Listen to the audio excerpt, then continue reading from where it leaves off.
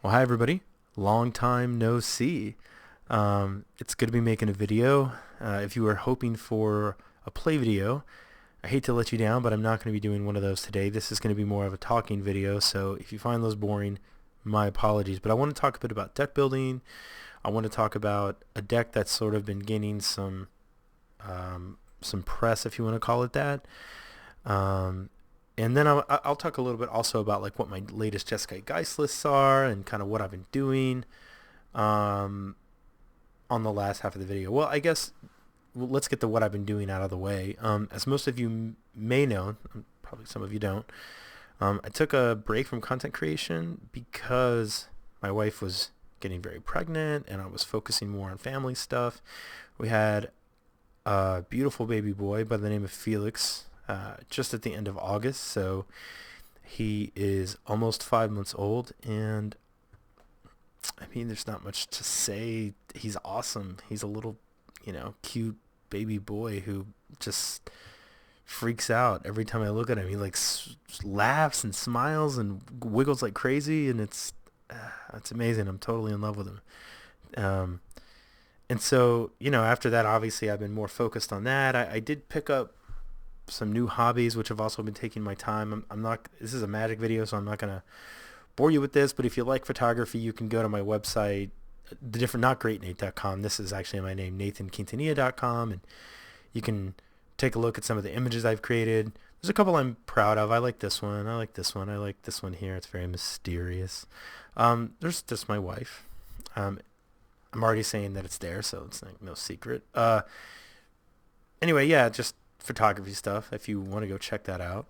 Um, right. So that's kind of what I've been doing. I've been working. I've been doing family stuff. I've been working on trying to be a good father, that stuff. But I've had lately, I've kind of been remarking to my wife, and I was like, I think I might make some Magic videos again. I've been playing a little bit more Magic recently on Magic Online, and I've been having a lot of fun with it. And I've kind of been thinking like, oh yeah, I want to get back to making some videos. So there's a good chance at some point that that's going to happen. My devotion first is obviously to my family, and then I have to, obviously keep with my professional commitments, but I would definitely like to work some Magic time back into the rotation. It just may not, I may not be able to do like a video a day. We'll see. Anyway, okay, so let's get back to the Esper stuff. So if you don't know, there's this deck that's been getting some discussion. It was featured on Star City Games. I think somebody won a tournament with it, a Star City Games tournament. And it's kind of been pioneered by this guy, and he goes by Fran. And I have nothing but positive things to say about Fran. He has been a really sort of, I don't know if force is the right word, but he's definitely been like he's been like a community organizer in the Magic community. He has some various different Facebook groups where he doesn't just like put everybody in a group. He puts posts and he tries to foster conversation, and I think it's just really a positive thing for the community. I mean, look at this Team Transcendent. There's 464 members, and the Jeskai one probably has just as many, if not more, or a little less. I'm not exactly sure, but anyway, so I think what he's doing with regards to that is totally fantastic. And the other reason I like Fran is he kind of reminds me a little bit of me in that he's very passionate about the type of Magic that he likes to play. Fran likes to play. I mean, he'll play some Jeskai Geist, but his real passions, I think, lie in like Esper tap out control. That's his bag just as much as playing Jeskai Geist is mine. So I can really respect somebody who's like committed to making something work. And the reason is, I don't think Modern is really a format that is like you have to play this type of deck. I think a lot of people get stuck into referring things as Tier 1. And Tier 1 is not how good a deck is. It's almost more, it's a relationship between how much a deck is being played and how much a deck is winning. But even if a deck wasn't winning a lot, if everybody played it and did just okay with it, it could still be like a tier 2, tier 1 deck. I mean, there was a time when Amulet Bloom was arguably the best deck in Modern, and it would have been called a tier 2 deck simply because not a ton of people played it, and it hadn't won a lot yet. So anyway, I like somebody who just sort of ignores that and is like, this is what I want to do, and I think that we can make this completely viable. So the deck that he has been pioneering is basically an Esper control deck. And, I've talked to Fran about everything more or less that I'm going to say, but I also want to share it with my viewers and anybody else in the community who might be just curious or just wanting to hear other people's opinions. So, and then I also want to talk about the real reason, not the reason I'm making this video, but what sort of inspired me to make this is a post he recently made about this sort of upcoming change that he says is tested really well. Okay, so the deck. There's a few things that I would do different, and that's mainly what I want to touch on. I mean, well, let's take just a half step back and talk about what the deck is trying to do. I mean, what you're clearly trying to do is you're trying to start with a lot of early disruption. The nice thing about playing black is that you have ways to disrupt combo immediately in a way that blue doesn't necessarily have. Blue has to wait and be reactive. And by the way, these are not death marks. These are fatal pushes. They're just not in Magic Online yet. And if you see this little yellow and black stuff, that just means I don't have that card. Like, I have 2 counter squalls, but not 3.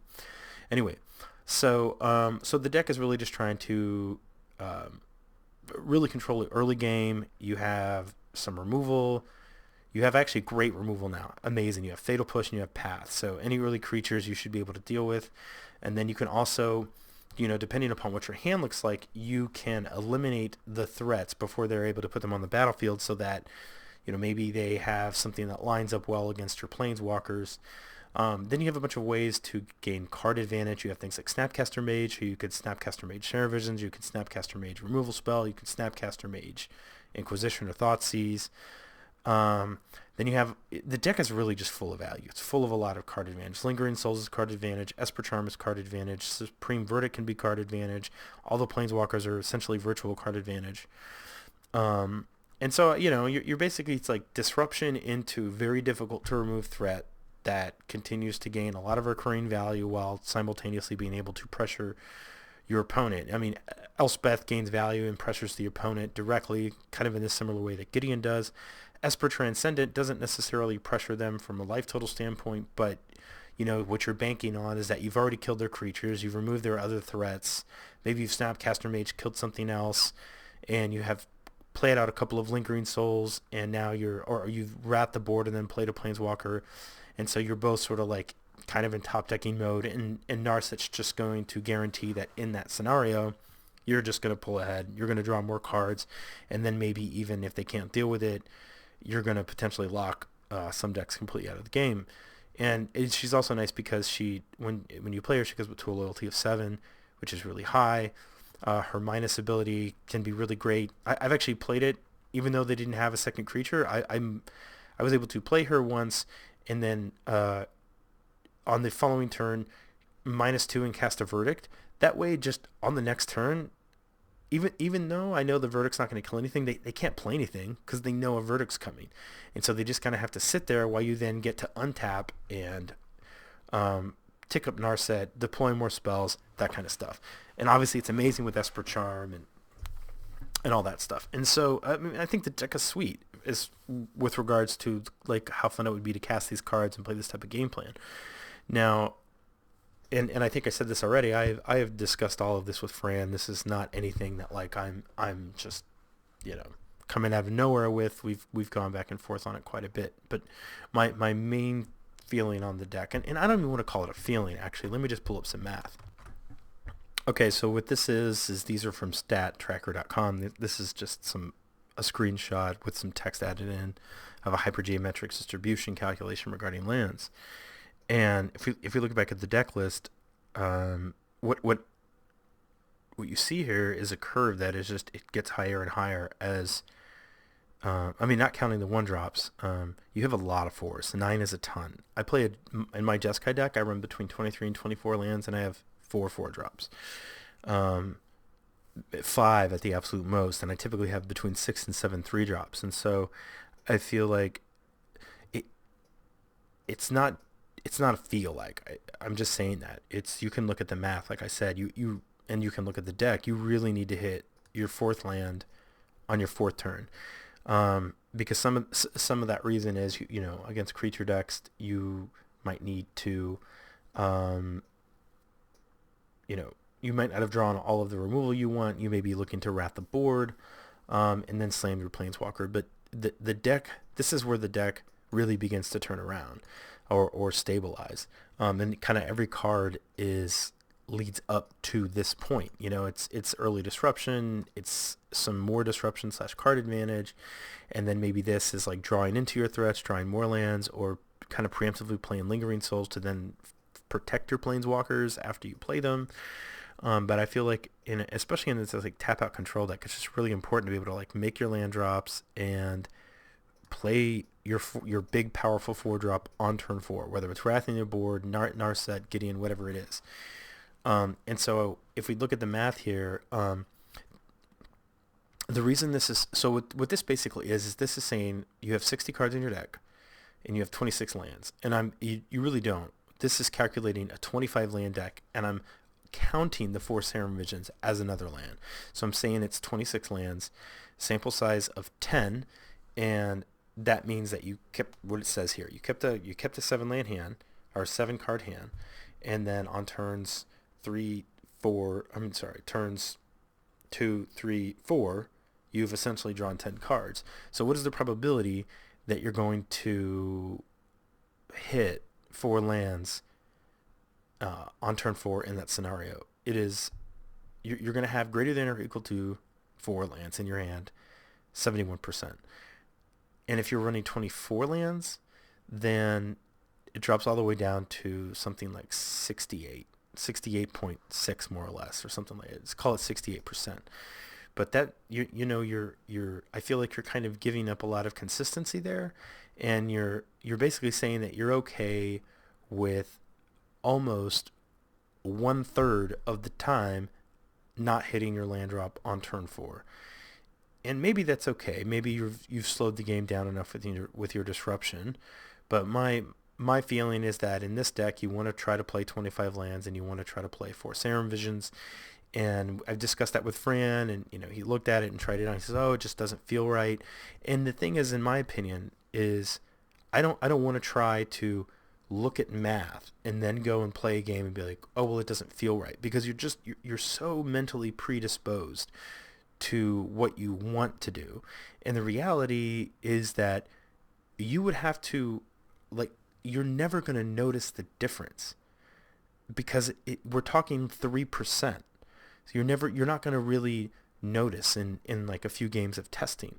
You'd have to like simulate games to reproduce that, that average rate. So for me, I don't want to make I feel like decision. I want to make a decision based on the numbers. And even though I maybe don't want to do it, that's the decision I would prefer to make. I want to just base it on that, be good with the decision, and then move on. Because the feel part is it's not accurate. That's what I'm really saying. It's like you cut a land and you're like, "Oh, I feel like I don't have as many spells now, or I'm flooding a lot." And if you know that you're trying to hit 4, I personally would just follow the math. Anyway, they've said enough about that.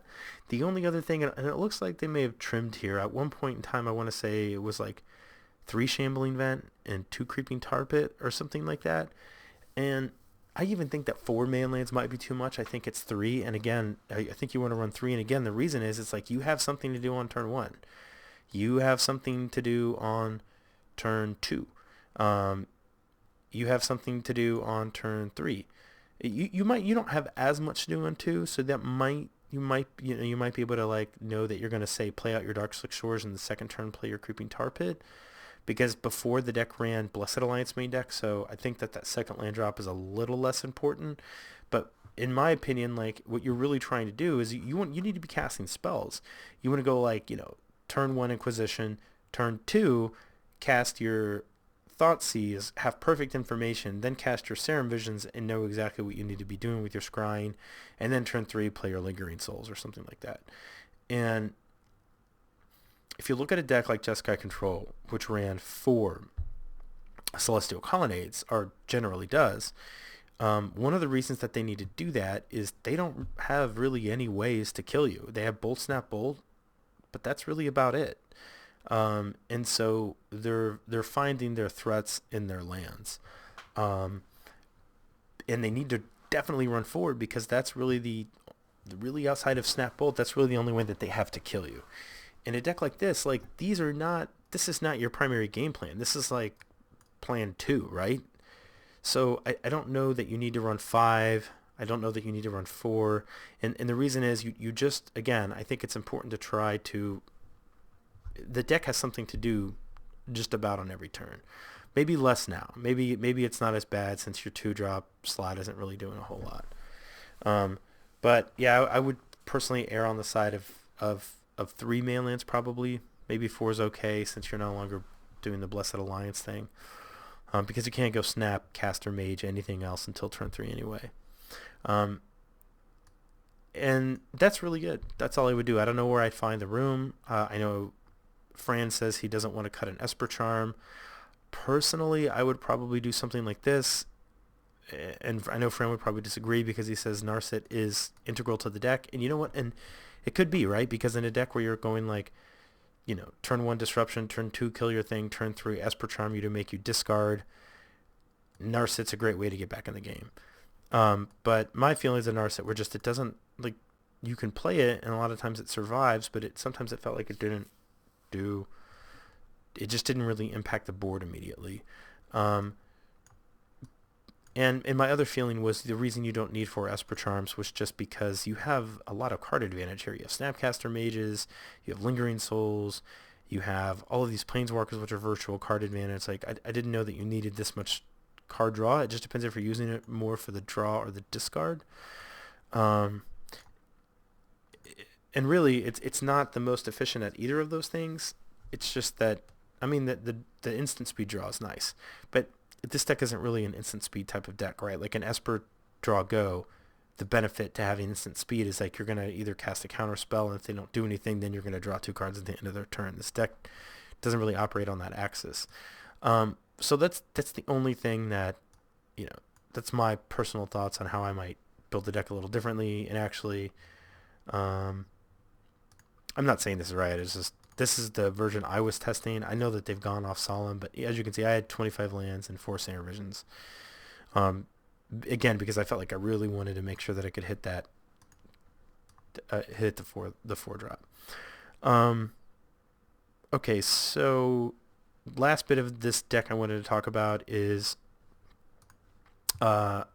recent post by Francesco is that he is essentially going to be working Geist into the main deck, and because he's usually had Geist in the sideboard, and if we look at more his current list here, Geist is in the sideboard, and his reasoning for putting Geist in the main is that a lot of people are going to be playing Fatal Push. Well, that may be true, but I guess my feelings are really just this. Discard into Geist is very powerful. You are able to see their hand, take basically anything that interferes with Geist of St. Traft. But they're also removing some of the Supreme Verdicts, I think is what they were doing. And I think they're going to move more to like a Geist and Elspeth Shell, which is not bad, right? Like, playing discard on turns 1 and 2 to then play a Geist of St. Traft, which can potentially end the game very quickly, I think is really strong. But I think that that's not really the best use of Geist of St. Traft. I have played more Geist decks than most people, I'd say. And I actually think that the best shell for Geist is Jeskai. And the reason is Lightning Bolt and Lightning Helix. Because Jeskai decks typically have more removal than any other decks, and that's the main stopping point of Geist typically. But the nice benefit is that your removal spells in the form of Lightning Bolt and Lightning Helix are also your win conditions. And so you have these spells when you're playing Geist, Bolt and Helix, that are almost modal in that they remove a creature out of the way of Geist when you need them to remove a creature, and they kill your opponent when you need to kill your opponent. And so they really are the best spells at minimizing Geist of St. Traft's deficiencies, which is a low toughness. He dies to everything, just about. And they're also the best at maximizing his upside, which is an incredible offensive capability. And so the other way that it's nice to play Geist is, I think, with counter spells. And the reason is what you're really trying to do with the Jeskai Geist deck, and I'm not saying this is the best thing to do in Modern, I'm just saying what you want to do with the deck, because what you really want to do is you want to control the game in turns 1 and 2. So that could be, bolt your thing, untap, hold that mana leak your thing. Okay, so now we're going to play Geist onto an empty board. And the idea is that if you play Geist onto an empty board, I'll just switch over to one of the lists. I mean, you can already see here, like, just the differences in this curve, right? Like, this curve kind of goes this way, and it gets very expensive and runs, well, this one runs 25 lands. This one gets very expensive and runs 24 lands. This one just kind of has the opposite curve. It has a very, well, not even this one. I'm always testing Geist decks. This one is the one I usually would be running right now, and it kind of has this nice curve that gets progressively less expensive or less number of expensive spells as you go up the curve.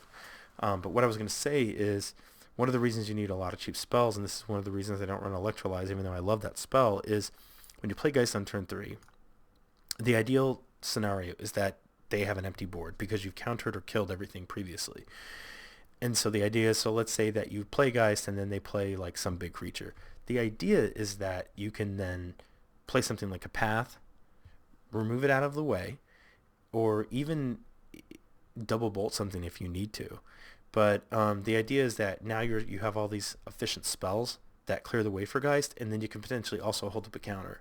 So like if you can, the best scenario for the deck would be like somebody plays a Tarmogoyf or something like that to block your Geist. You untap with Geist, play your 4th land, path it, and now you can hold up like a Logic Knot or a Leak. So the next turn that they try to play something, you counter it and you attack with Geist again. And then again, this is where all the burn comes in a Geist deck, is that even if you don't ever attack again, they've potentially already taken 12 in a deck with 4 bolts, 4 helixes, and 4 Snapcaster Mages. The other thing is, when you're playing Geist, is you really want everything. If Geist is going to be your go-to plan, you really want everything on top of the curve, like on the curve above Geist, to be something that punches him through. So Restoration Angel is absolutely fantastic with Geist, because even if they kill the Angel, they're going to take 4. And there's no way that they can really interrupt her ability outside of countering her, because Geist has hexproof. So obviously Cryptic Command's great. I really think what I want to do with this deck right now is like maybe 3 Angels, 2 Cryptics, or Cryptic in the board. But Cryptic and Geist go together amazingly well. Tap their team, draw a card. And so if you're not doing these things, if you're not doing this thing, if you're not doing these things, I think Geist isn't as good. It's not that it can't be great, but I think Esper just isn't as well set up to both, again, minimize his downsides and maximize his upsides. And that's my feeling on running Geist main deck. Now, I think that running Geist in the side of a deck like this is completely amazing. Like against some deck like Scapeshift, you're like, Thoughtseize, take your Scapeshift, Thoughtseize again, take your Primeval Titan, whatever it is, cast Serum Visions, untap Geist, and it's like now they have this incredible clock against them, and they're scrambling to try to assemble. They're scrambling to try and find their combo piece while they're on a 2 to 3 turn clock, and obviously you can bring in counter squalls and stuff like that. So the other reason I don't think, besides just the upsides and downsides thing, I think that a deck like this is just more like you're I feel like the discard and removal and lingering souls just work better, and Esper Charms, it just works better going into something like a Planeswalker than a Geist of St. Traft. I feel like the you're spending tempo with things like Thoughtseize. And with a card like Geist, what you really want to do is once you've played him, like I said, is you want to try and treat him. You want to try to generate tempo at that point. Make them try to answer him and then stop it so that you can attack with him again, because you're doing so much damage in so many chunks. And you kind of don't have that same potential in a deck like this. And like I said, it's like you're with discard, it's tempo negative. You're using your resources on your turn to make sure that they can't do something on their turn, rather than stopping what they're doing while they invest into it, and then using efficient spells to get ahead. I think this deck just wants to like disrupt and then win the game with the Planeswalker. So anyway, it's probably a very long, rambling video, but my guess is that if you're going to make an Esper Geist deck, you totally can, but you need to be looking, you could even do Esper Tap Out, but you probably need to be running more Knight Errants, you probably need to be running some Restoration Angels, maybe a Cryptic Command or two, again, because after you've played Geist, you need to make sure you can win the game with him. But I still think on the Geist plan, Jeskai is going to be better just because you don't have burn.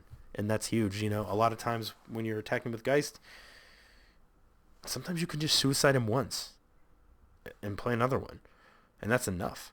If you attack with Geist and you flash in a Restoration Angel, if they don't kill the Angel, they took 4 that turn from the Angel token from Geist, and they're going to take 7 in the air guaranteed. That's 11 damage, and then you have all this burn to finish the job. Anyway, all that aside, I think the deck is sweet. I probably wouldn't put Geist in the main deck, at least not in this configuration, not in the Planeswalker, Lingering Souls, Esper Charm, discard. Discarding Geist is fine, but this other stuff, I probably wouldn't do it myself. Just my opinions, just my thoughts. So for those of you that are still curious, the decks that I have been playing, I'm doing a bunch of crazy stuff. I'm always doing something. I'm always trying to figure out the best way to build this deck specifically. This is something I don't know if it's good enough. It's something I'm kind of trying, and one of the things I'm trying it against is something like Eldrazi-tron, for example. I've had 3 different leagues, on 3 separate occasions, I have played against Eldrazi, not Eldrazi-tron, Black White Death, and Eldrazi and Taxes, Black White Eldrazi and Taxes, in which I've killed their dudes, played Geist on 3 with a Path to Exile up, and they played Thought Not Seer, not up, but Path in my hand. They played Thought Not Seer, took my Path, and everything went down from there. And so they could still take the Steel of the Godhead, but the idea is just that, and I don't know that this is good enough, it's just something I'm playing around with. We have more creatures now that it could go on, so it's not totally ridiculous. But the idea is just that there's some decks that if you can start attacking with a 4/4 lifelink unblockable Geist of St. Traft, they just can't beat you. And they're not going to bring in a way to deal with an enchantment. They're not going to bring in a way to deal with a hexproof creature. They're not going to have any sacrifice outlets. And so maybe it's good enough. I don't know. I'm trying it. What else? So I've tested a bunch of different 4-drops lately, like value creatures. I've tested Gideon, Ally of Zendikar, and I've also tested Pia and Kira Nalaar. And believe it or not, despite having cast Pia and Kira probably like 8 times, I have never once blinked it with Restoration Angel. The times that I have, they just killed her. She, the core body there, the Pia and Kieran, while it's definitely like Lingering Souls for red, and there's a ton of value there, it is a pretty fragile creature being a 2/2. And I found too that Pia and Kieran, while buying time, doesn't really take over the game the way that I'm looking for something to do when I'm the control deck. When the Geists are coming out, which I try to take Geist out as little as possible. But when you have some number of Geists or Quellers coming out, so you're really reducing your threat density, and you're bringing in things like, Engineered Explosives, is it Staticasters? It's nice to also bring in Keranos because, you guys know what Keranos does. He will completely take over the game, and he's impossible to remove. Not impossible, very difficult. And that's kind of what I'm looking. That's what I'm looking for. Pia and Kieran always died. Gideon, ally of Zendikar, died. I mean, he was great. He didn't always die. His Anthem effect is kind of very interesting with Geist, but the matchups where you're bringing him in against, where you're trying to bring in those grindy cards, I've had him just die to 2 bolts by Jund, number of times, and so it's like, yeah, I made a 2/2, and then they used 2 cards to kill it, but we're in this sort of long grindy game. That 2/2 that I made just didn't like have a fast enough clock, and they eventually dealt with it, or eventually had to chump a Tarmogoyf for one of their manlands or something like that. And so it just wasn't really doing what I wanted it to do. So currently I'm trying to test out a couple Keranos again. Like I said, take over the game, very difficult to remove. There's still some graveyard base decks, and I've actually been pretty happy with Surgical Extraction. I've been bringing in just 1 against Tron. I was also on testing like 3 Molten Rain, because I've been playing against a lot of Tron lately, and I did Molten Rain and then Surgical Extract, and I won that game. But I don't know if Molten Rain is good against enough decks to warrant its inclusion.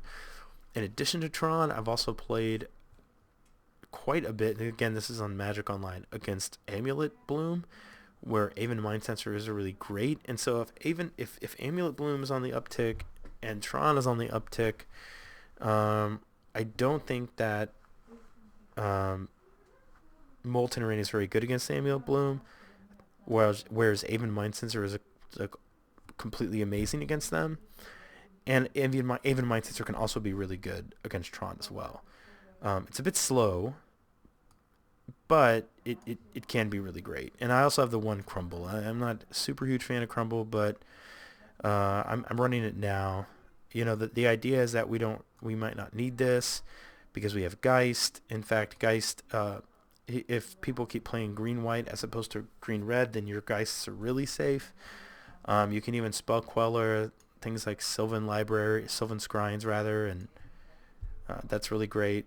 So so that's kind of what I've been trying with Geist. The spell snares have been really good. The 1 of Negate has been great as well.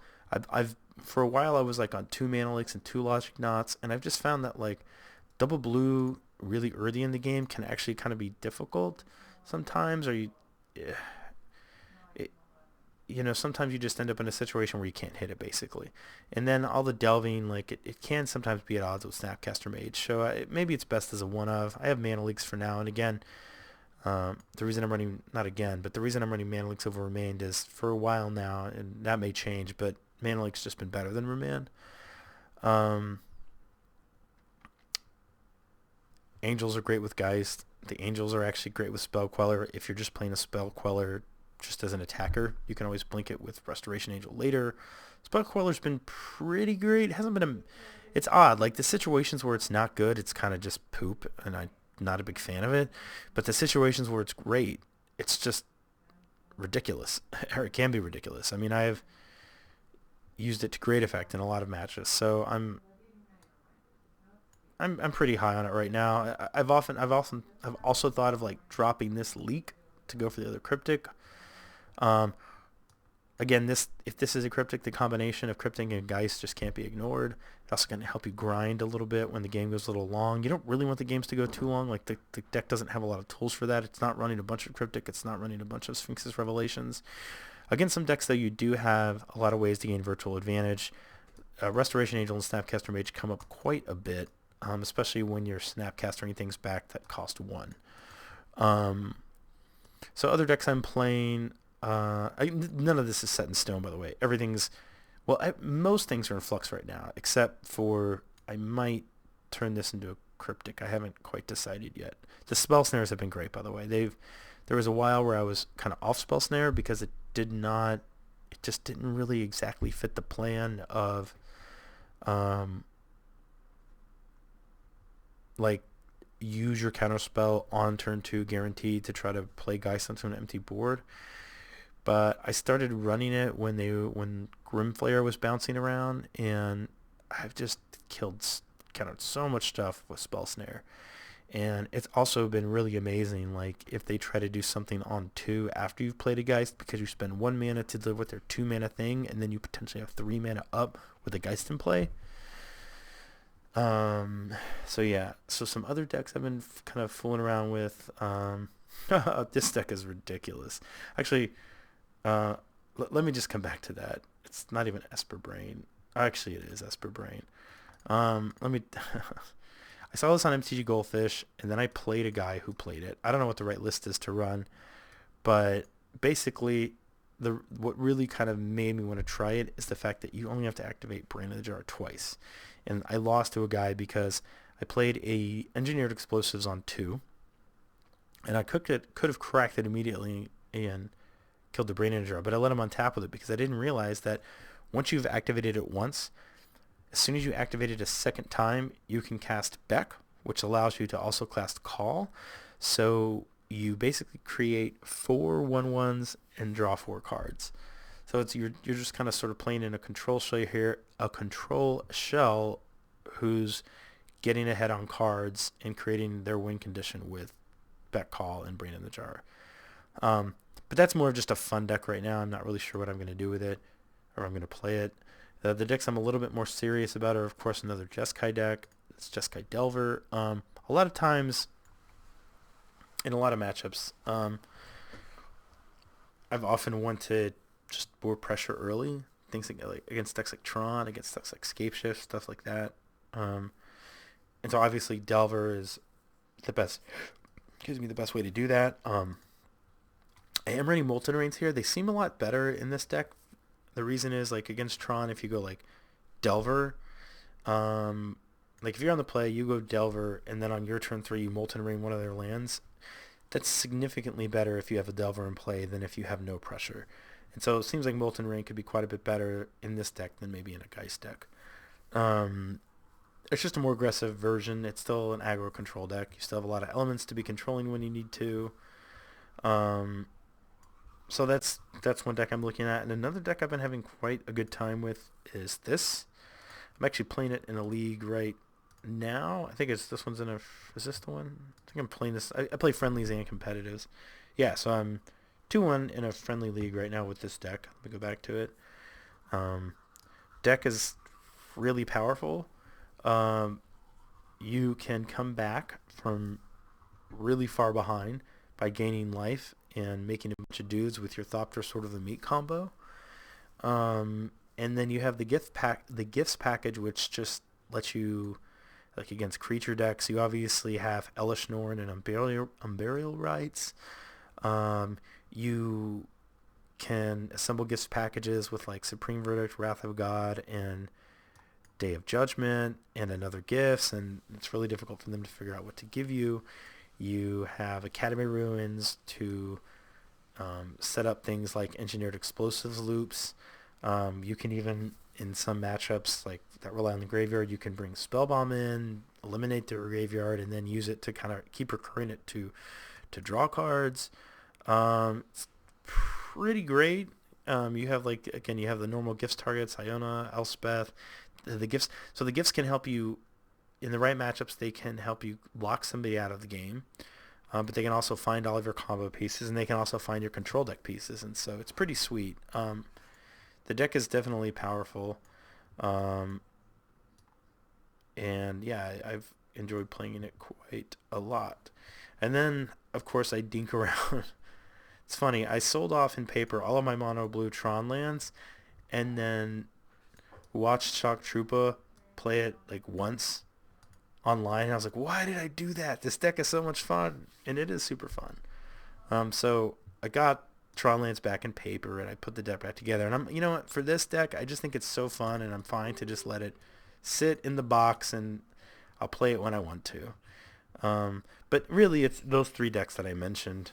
And then in Legacy, I'm terrible at it. I played it a Legacy F&M. I lost every single match. Actually, I still had fun. I've actually considered selling out of Legacy, unfortunately. The truth is, like, I don't ever play it. And honestly, when I play it, a lot of times I'm like, I'd rather play Modern. And I know that, I think it's just because I'm lazy, honestly. Like, I think I just don't